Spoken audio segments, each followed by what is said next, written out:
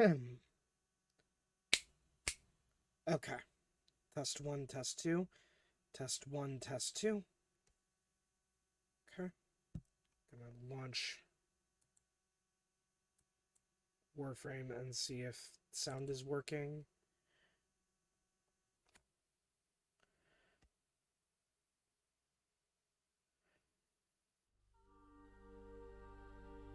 Okay.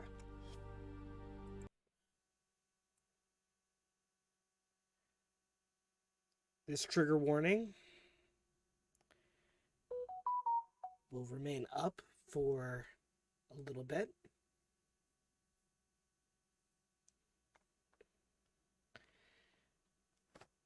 Right. Let me.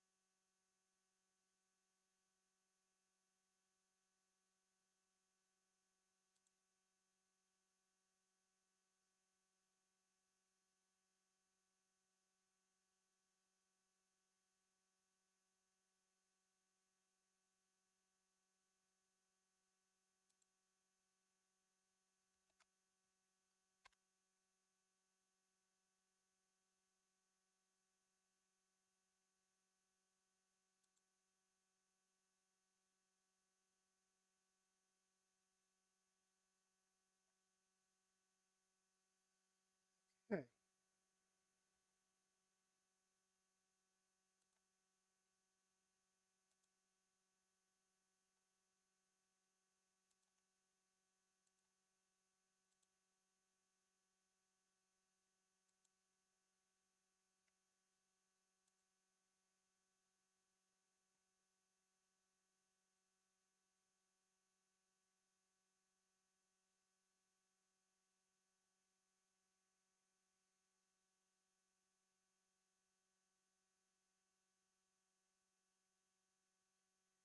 Gonna give it a few more minutes so that we can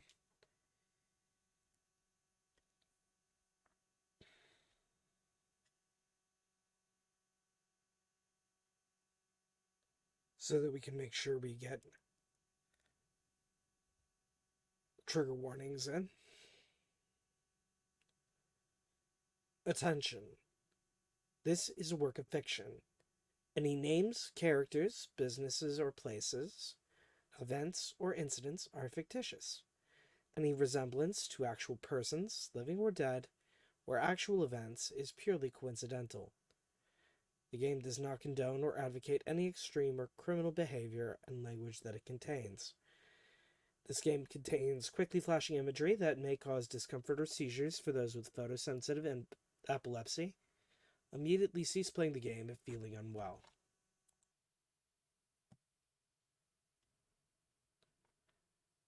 Natsume died.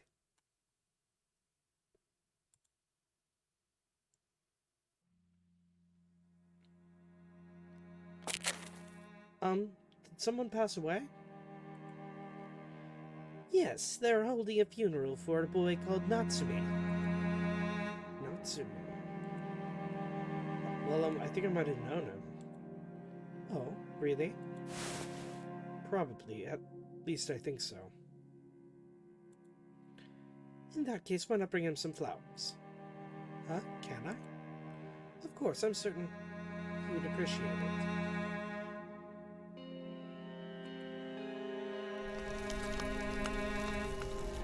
The arrow was tiring us to the bone.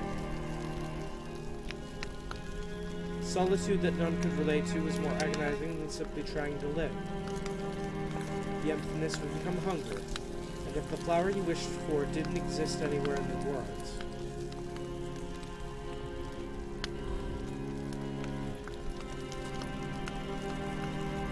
yourself. You have no choice but to make it yourself. The thing I want doesn't exist. I have no other choice, do I?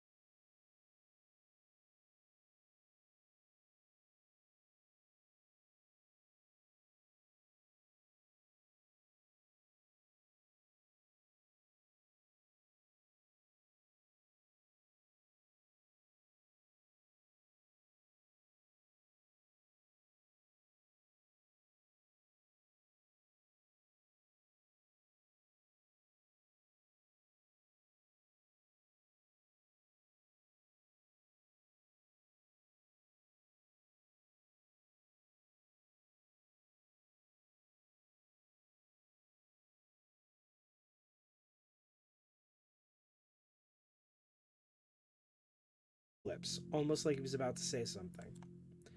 In the end, all he did was furrow his brow and close his eyes, before ultimately returning to his seat.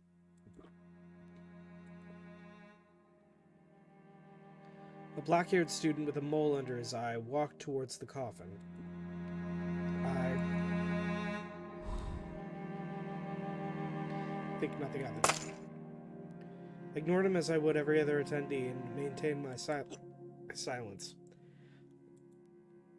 Ruffling his pinkish hair, a man with an intense look on his face stepped forward. I think nothing of it. I ignored him as I would every other attendee and maintained my silence. The coffin was approached by a tall boy in a school uniform. I think nothing of it. I ignored him as I would every other attendee and maintained my silence. Once all the attendees set their flowers, the funeral came to a close with a few words addressed to the bereaved family. Surrounded by people leaving the hall, This was the sole atonement. It was time for the old world to end, just as prophesied. Mamyia would gladly embrace all of your desires and pains. Alright, I get it. The Mamyia you chose is... I was curious about the boy with the somewhat intimidating look in his eyes. Could he have been on bad terms with Natsume? Was that why he made that face? Excuse me, you dropped this. My bad. Were you close to Natsume? Not really. I only came here because he was a classmate. I can't say I expected this, though. I thought it'd be too much of a bother for you. I can say my goodbyes when I have to. Natsume and I didn't talk much. But you still came. I got this thing from him. The ballpoint pen you dropped? He lent it to me when we were sitting next to each other and I didn't have anything to write with. He just did it without even saying a word. I told him I'd return it once class was over, but he let me use it for the rest of the day. I went to return it the next day, but then he told me just keep it. I said I didn't need it, but he was adamant about not wanting it back. So.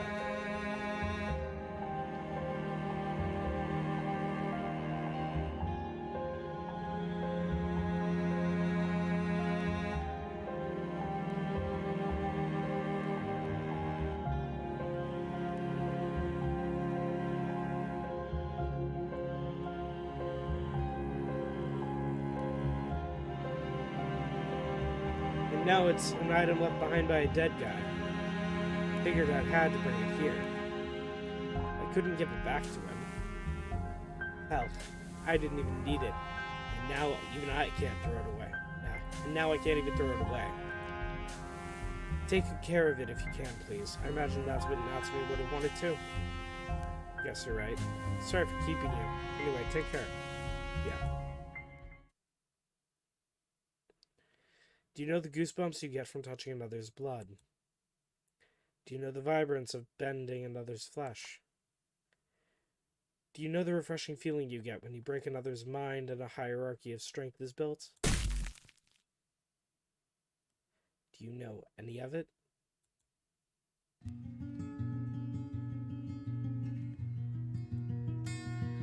I rubbed off the mud off my face and looked at the stranger lying at my side. The dewy smell of morning persisted throughout the day. For a brief moment the sun shone through the gap between the heavy clouds rolling above.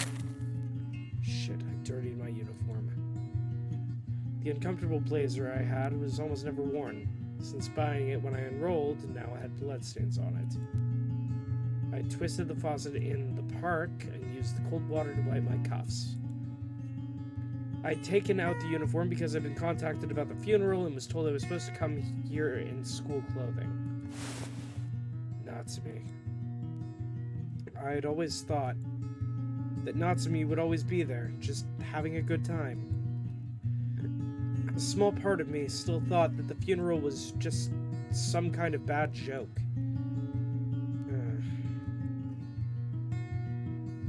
My right hand was still shaking from the lingering sensation breaking a person's bone. I held it up to the sky as if to grab something invisible. The great clouds above were giving the city a monochrome filter. Tomorrow would come here too, and I would repeat the routine.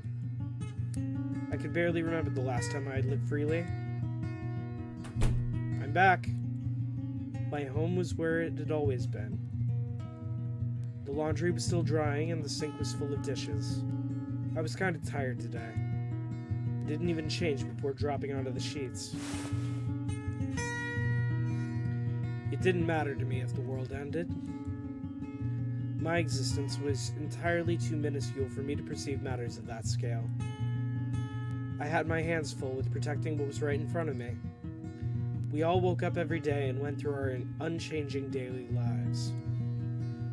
The days went by without any difference between them, while I did nothing but live through them. And so, I went to sleep yet again.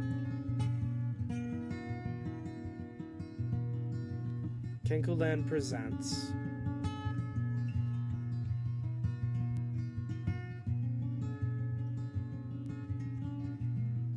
Mamyia, a shared illusion of the world's end.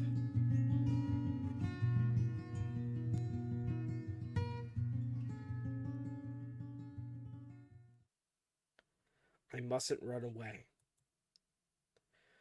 From some point on, those words were in the back of my mind no matter what I was doing.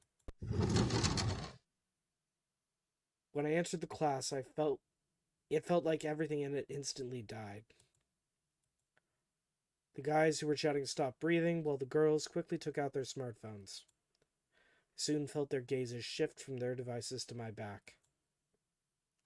The message they shared must have been something like, "Looks like he did something again. Kikuchi Ryo sure is an annoying troublemaker."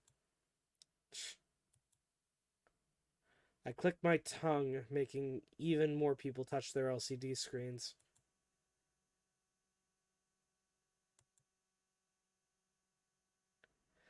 I was usually in school for only 1 or 2 lessons in the day. I spent the rest of the time working to make some money, or with my precious sister. Midori, I'm here to pick you up.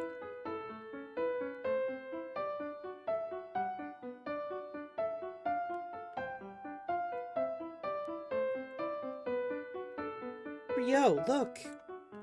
What? A rock. That's an unusual color. Yeah. It's pretty. Yeah.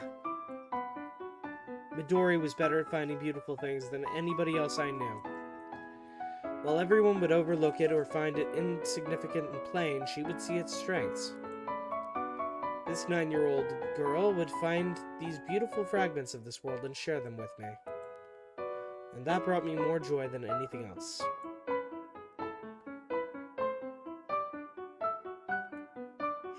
Hey, you got any Choco Krispies? Yeah. Yay! Let's go home. Ryo? You want to go today? Can't I? It's fine as long as you kept your word. I promise to wash my hands and rinse my mouth. Let's go then. You can sit down and start eating here.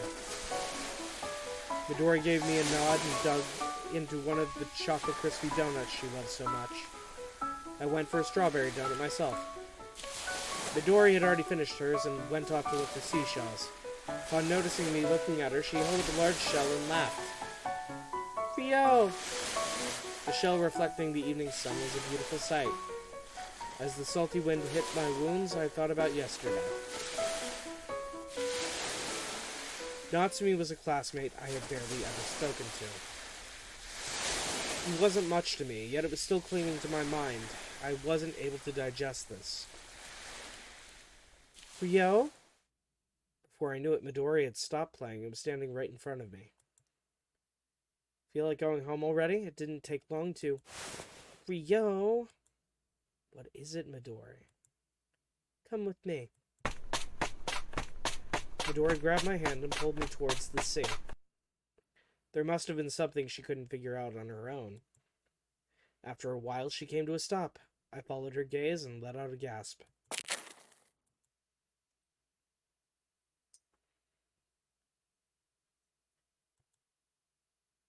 It was a person.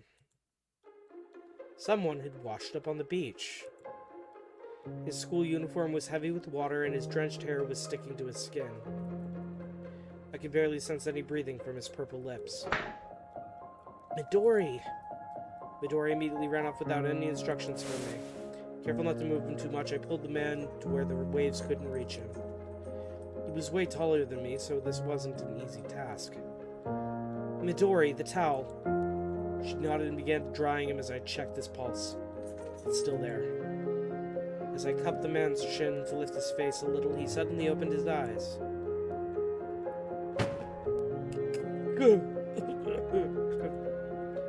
You okay? What am I doing here? Still kind of out of it, the man looked into the distance. Wondering if there was something wrong with him, I looked at his face and our eyes met. He had a simple look on his face, but there were hints of childishness in it. Ah. Hey. Yes? You okay? Right. Well, I mean, yes.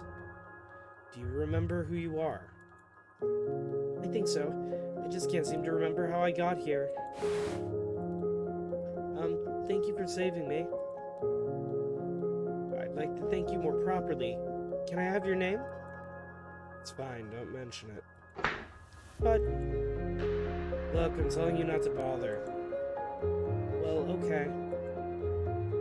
Now that he was awake, the man's body no longer seemed as large as before. You should go to a hospital. Let's go, Midori. He looked like he had more to say, but I ignored him and left.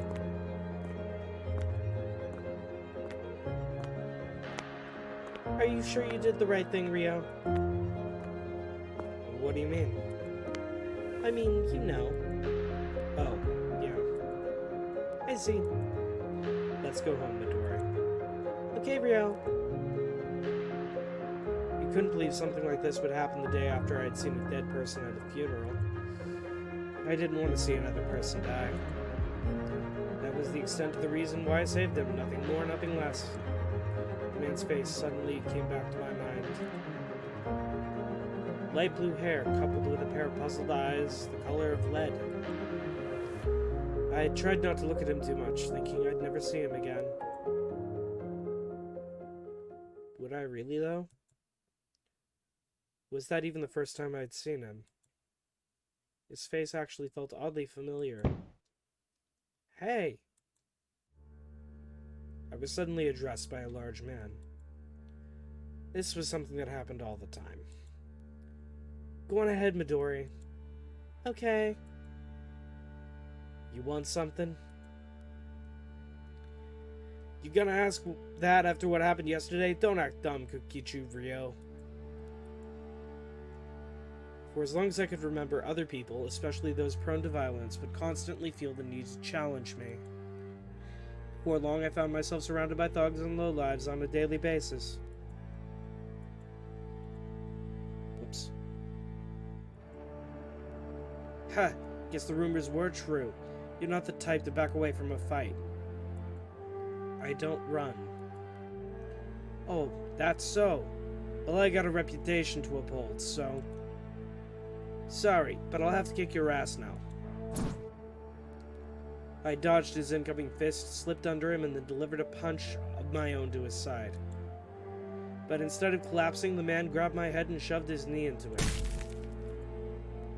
Searing pain flared up all across my face. Ah! I picked up a random brick I found lying around and used it to thwack the man on the side. Ah. The man that had attacked now lay on the asphalt. I gotta go make dinner. A violent dizziness overcame me. I closed my eyes as tightly as I could and opened them back up. Oh, you okay, Ryo?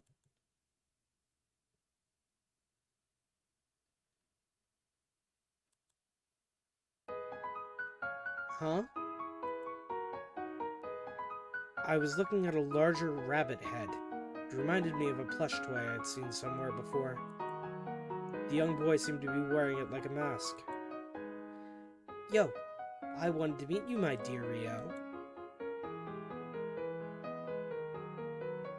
I didn't sense him coming at all. He caught me completely by surprise. Yeah, me too. There was no way I wouldn't have noticed someone standing this close to me. Maybe I hit my head a bit too hard during that fight. In any case, nothing good ever came of humoring weirdos. I tried walking around this weird child, but he stepped in front of me again, blocking my way. I've wanted to meet you for so long. There hasn't been a single moment I wasn't thinking of you. Out of my way. Oh, come on, don't be like that. Yeah! Deciding I'd tolerate the boy no more, I wordlessly swung the brick at him. Rio, that's not something you should do out of the blue. Who the hell are you? Don't you know? Well, how cruel. We're close, aren't we? How do you know my name? I remain incredulous of his words. His suspicious tone lowered to a whisper. My name's Mamyia. Mamyia? Come on, Rio. Don't act like you forgot me. Huh? Yeah! Another swing for my brick. Rio, at least hear me out. I won't miss next time. Gosh, you're so violent. It has me worried about your future. You could have killed me with that thing. I'm home. Welcome back, Rio. Are you okay? Yeah, just wait here. I'll go fix something up for dinner. Okay. A few things happened today that were outside my routine.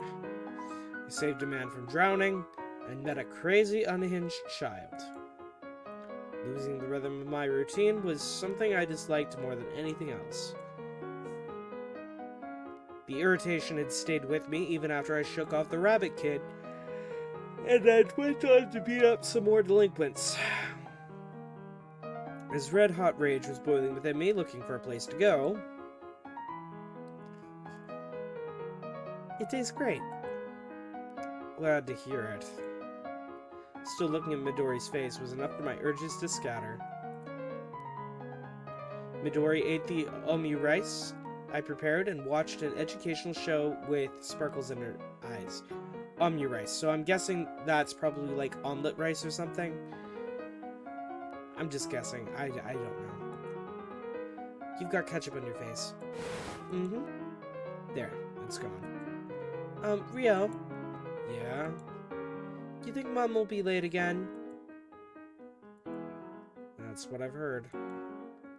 I see. It'd be nice if she came home early for a change. Yeah. Our mother never showed up that night. Midori became tired and fell asleep, and I carried her to her sheets. By the time I slipped her under the covers, she was already fast asleep. Guess I should also hit the sack. It had been a tiring day. But tomorrow another day would come, and I'd once again have to move. Mine was a boring life that wouldn't leave anything behind. Good morning, Rio. It's a beautiful morning. Look how blue the sky is, and even the birds are chirping. So let's go have ourselves a great day. Ah! Hey, stop throwing things at me! You're trespassing on private property. Don't be like that. I'm part of the family, aren't I? Excuse me? I mean, I'm your father.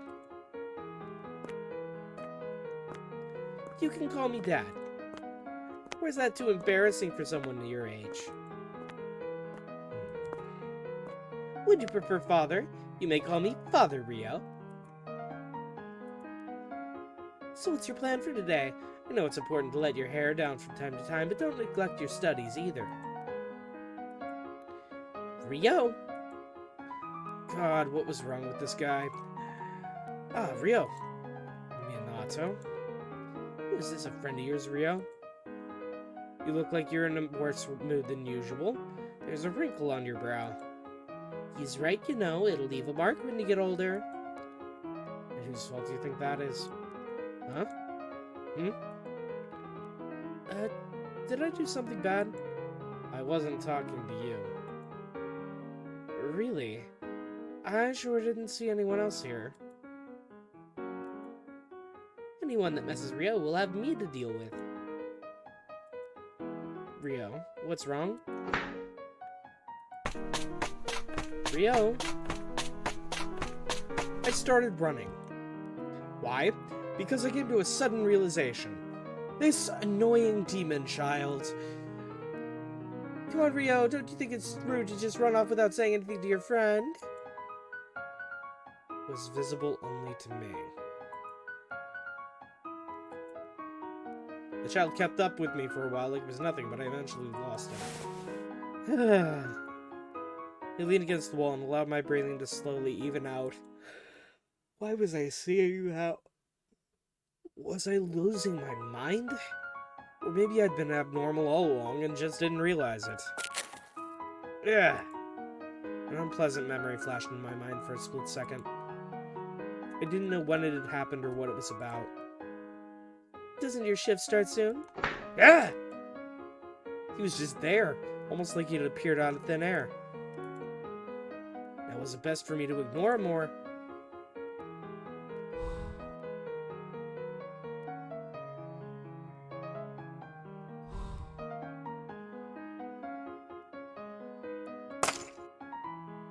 Perhaps Minato was right. Maybe I was just tired. What's wrong? Don't you need to hurry? His carefree voice made me feel stupid for even trying to think, so I decided to just go to my part-time job. I'm working. Get lost. Oh, but I want to see you work so I can etch it into my memory. Just don't speak to me, okay? Okay. Miraculously enough, I somehow managed to keep a straight face during my shift. Huh? Who do you think you're messing with? Stop! Is someone getting bullied? I still don't get why anyone would... Gas, see ya! It's got nothing to do with me. I should just go to my job. Are you okay? That's the guy. Here's a wet tissue. Please, wipe your face. No thank you. Huh? Please leave me alone. I don't need this. But It's not like you helped me when I was being attacked. Just go away. As I considered intervening, the man from the beach walked away. Only the man remained, wiping the dirt off on him with his cuffs. That did a number on my mood, but I gotta get to work. Boss, I think we're out of oil. Ah, you're... Wow, I just happened to go into this donut shop and found you working here. Oh, and here's your towel, by the way. I never got the chance to give it back. You shouldn't have bothered. The smell of detergent wafted through my nostrils as I took the towel from him. I looked up and saw eyes full of anticipation, which made it difficult to refuse. I'm really grateful what you did there. May I have your name? Look. Kikuchi! You can start your break if you want. Your sister should be here soon. Oh, were you in the middle of something? Kikuchi, is it? It's Kikuchi Rio. And I'm Soketo. I really appreciate what you did for me yesterday. I should thank you. Right. Do you like the donuts here? Why would you give me something from the place I work at? You don't like sweet things? I'll give you something else then. Rio loves strawberry donuts. Hey. Oh, I see. That's a relief. It's nice to meet you, Midori. Do you remember me? I'm the one you and your brother helped. Yep. Would you mind if I dropped by again sometime? Seriously? Of course not. We don't mind at all, right, Rio? Thank you, you're too kind. Whatever. Do what you want. This man, So Kato, was innocent, polite, and sometimes cheeky. He went on to show up at my job every day since.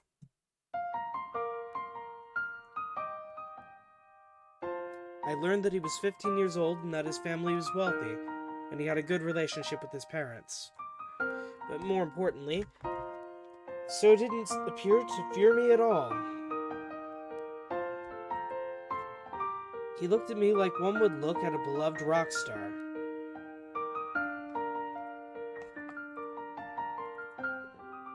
While I acted like I found it irritating, I didn't actually dislike it that much. Midori didn't fear him either. Actually, she'd grown kind of attached to him. Eventually, this 190-centimeter giant was part of our lives, and we'd come to accept it. Midori was a little different from other children.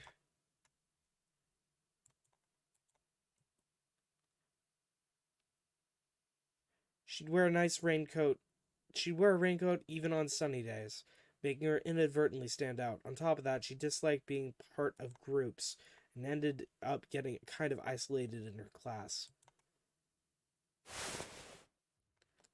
Speaking of which, what happened to the purse I made the other day? It got torn up. How? It got caught on a branch. I see. I'm sorry, Rio. You should have told me sooner. I can fix it for you. Thanks. I knew that it was the result of bullying by her classmates. Yet I had pretended not to and acted the part. That was the silent rule we had created. It's so late. You're hungry, right? Let's go. So? You be careful too. Oh, okay. You're not leaving? I had a bit of a fight with my mother. I got angry about something insignificant and said something mean to her. I kind of don't want to go home. The puppy-eyed look So gave me didn't match his tall, imposing stature at all. Sorry, hold on. Please, Rio, could I stay with you for a little while longer? You too, Midori. Or are you hungry? I'll buy you something, Yes? Putting off problems only makes them worse. I know. Hold on a sec. He hung his head, and his lead-colored eyes wavered as it looked like he was about to cry. His state made me let out a sigh, take out a notebook and pen from my bag, and write a thing or two on it. Here you go. I handed him the piece of paper. Is this a note? It's a letter. Oh. Suo straightened himself and began studying the piece of paper in his hands. I stopped him just as he was about to open it. Don't read it here. Why? You have to read it at home. That's my one condition for giving it to you. Got it? I didn't hear your answer. Yes! Got it! His response came with the speed and strength I'd expect from someone in a sports club. It kind of made me smile, honestly. Wait, I'll be waiting for your reply. Okay.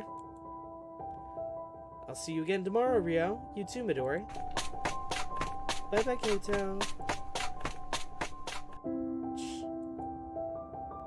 That's the happiest click of the tongue I've ever heard from you.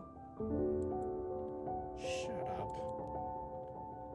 Look, I know how it feels not wanting to go home, but he's not like me. I know, you're special. You think? Exactly what part of me is supposed to be special? Oh, trust me, you're definitely special. To everyone around you, and most of all to me. If I'm that special, could I get out of this abyss I'm in? Huh? If I'm nice to him, would I also have a nice, bountiful life? No, forgot I said that. Rio, tell your father more of your nice wishes. Ow! Shut up. I'm going home.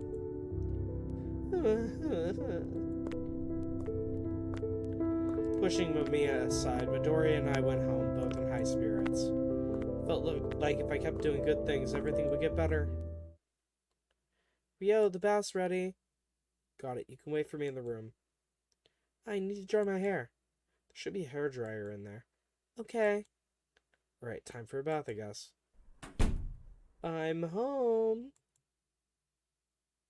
The door opened with a creak, and a lone woman staggered into the room. Her face was flushed bright red, and not even her thick layer of makeup could do much to hide it. It was our mother. Welcome back. Ugh, give me some water, Rio. I gave her a glass of water I had prepared in advance. Careful not to grimace at the reek of alcohol coming off her whenever she laughed, I did my best to do the dishes. God, I can't get changed by myself. Help me, Rio. Rio. I stopped washing the plates and wiped my hands. Turning around, I saw a half-naked woman on the floor smiling at me. Hurry. With no other choice left, I started undressing her. First, I pulled down her skirt and folded it up. Next came her stockings. While I did all this, she simply continued to smile. She must have had a good day, judging by that expression on her face. The smell of alcohol soaked into her clothes and made my head hurt. Thank you, Rio. You're such a good boy. Anyway, I'm off to bed. After changing into her pajamas, the woman patted me on the head and staggered towards the room with a can of beer in hand. I felt sick to my stomach. That bath couldn't come soon enough. But just as I stood up and headed for the bathroom, her attitude did a sudden 180. Huh, what the hell are you doing in my room? Damn, I forgot Midori was in her room. Having finished drying her hair, she must have lain down for a quick nap on her mother's bed. However, when she walked in, my mother immediately and without any hint of restraint kicked Midori off the bed.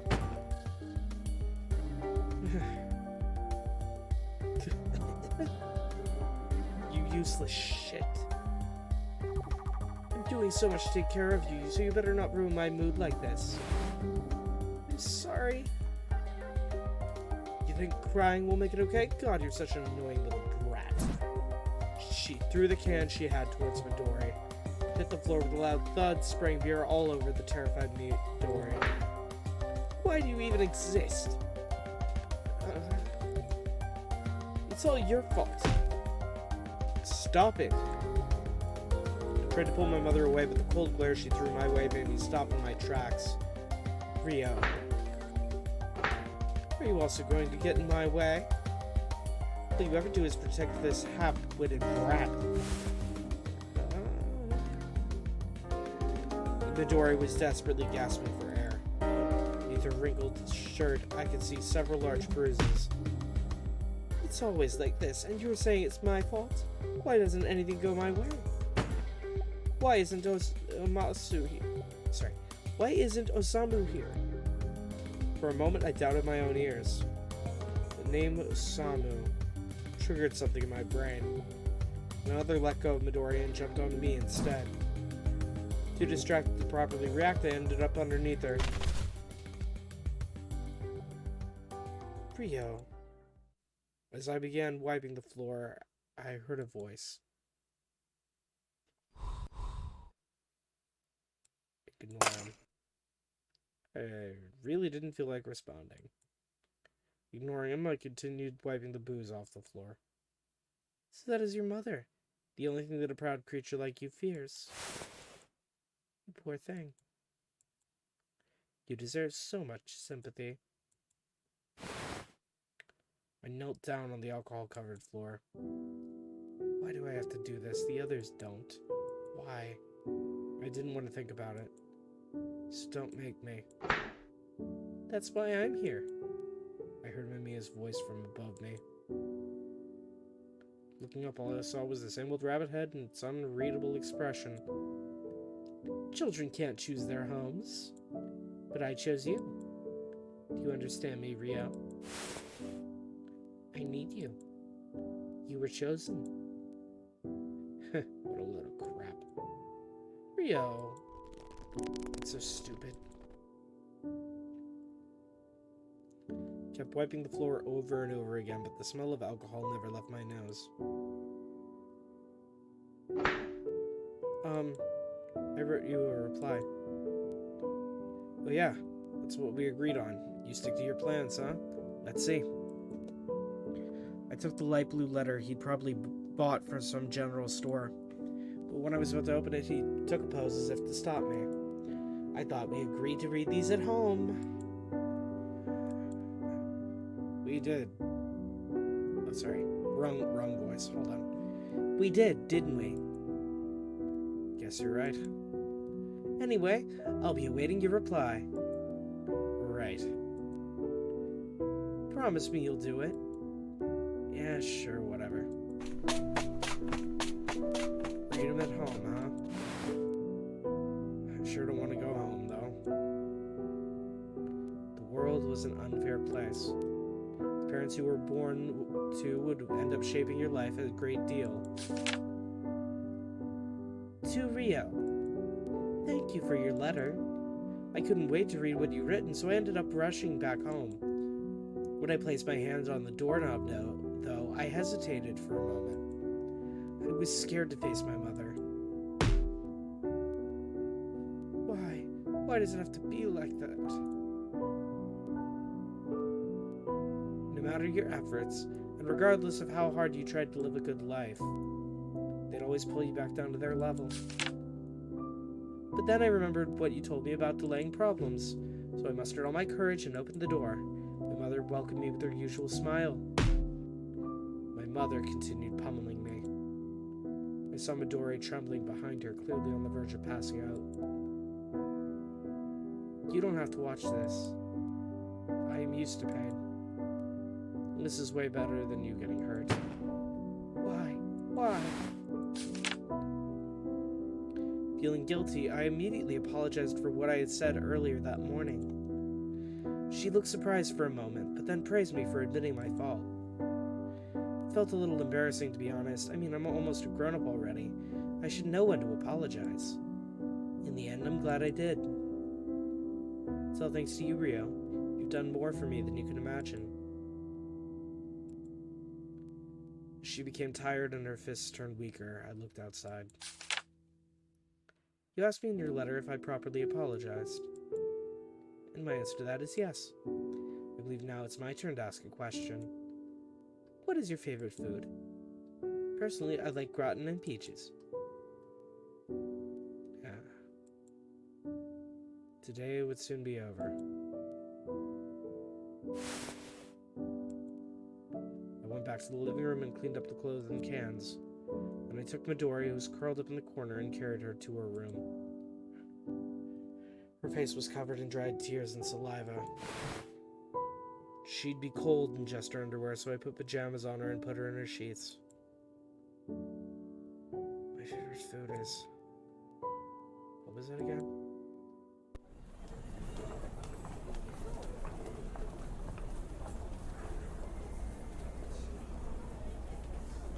Alright.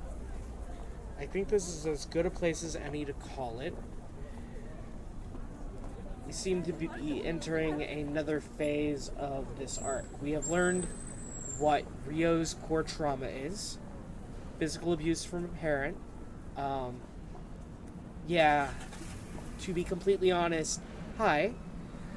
I didn't disclose who I am at the moment. I am currently Adrian. I've been Adrian this entire time. This hits home because our dad was physically violent with us. He wasn't drunk or anything, though.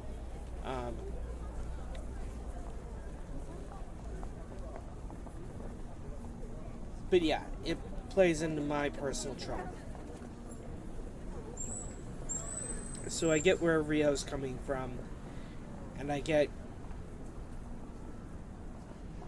why he's thinking the way he's thinking. So yeah, that's my summary it's a shame that he has to go through that, and he really should be able to find another place away from his mother, away from whatever situation that his mother is in. He should find a way out, or rather, if he could find a way out, I hope he does. I hope he does in the next section. I'm going to go ahead and save, and we will pick this up later.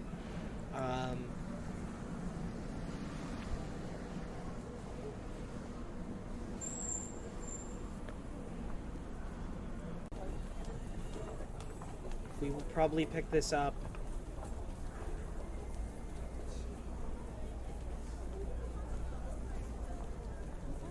tomorrow, let's say tomorrow at the same time, midnight Eastern, and we'll see what happens next. Have a good night, folks.